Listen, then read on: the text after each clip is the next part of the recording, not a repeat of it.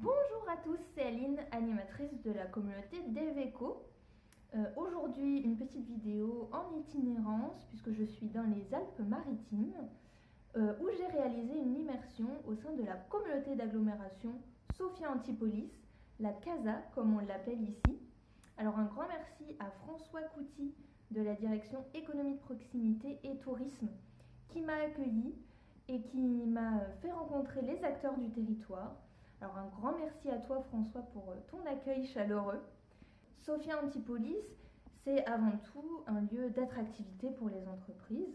Il y a beaucoup d'entreprises nationales, voire même internationales, qui y sont implantées. Au cœur de Sophia Antipolis, il y a le Business Pole, qui est un incubateur, une pépinière d'entreprise et même un hôtel d'entreprise, et qui marche extrêmement bien, quasiment 90% de taux de remplissage, 20 à 30 startups dans la pépinière d'entreprise. Donc c'est une pépinière qui marche extrêmement bien parce que tout autour il y a une effervescence économique qui se met en place et qui attire beaucoup. J'ai aussi pu voir une autre pépinière d'entreprise à seulement 15 minutes de la première et qui marche beaucoup moins bien. C'est Starteo sur la commune de Châteauneuf.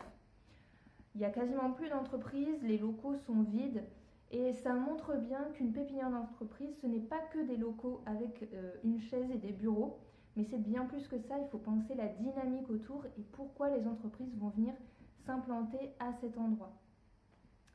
J'ai pu voir aussi l'office de commerce et de l'artisanat sur la commune d'Antibes. Alors Antibes, au terme de commerce, ça marche très bien.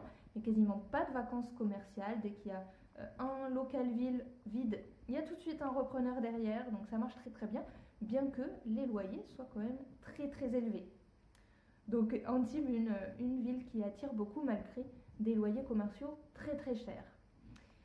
Et puis enfin, j'ai pu découvrir un petit peu la partie tourisme de l'agglomération, qui est intéressante puisque les communes assez touristiques du territoire, Antibes, Biot, ont gardé en propre leur office de tourisme et la compétence.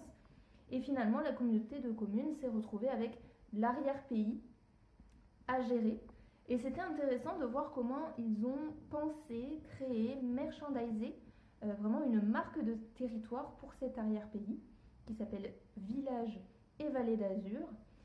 Et donc, c'était intéressant pour moi de voir comment ils ont fabriqué cette marque de territoire pour le tourisme de l'arrière-pays. Alors, j'en ressors avec plein d'idées pour la communauté d'Eveco. Un grand merci pour cette immersion à tous les acteurs que j'ai pu rencontrer durant cette journée très enrichissante. Et puis, à bientôt sur la communauté d'Eveco.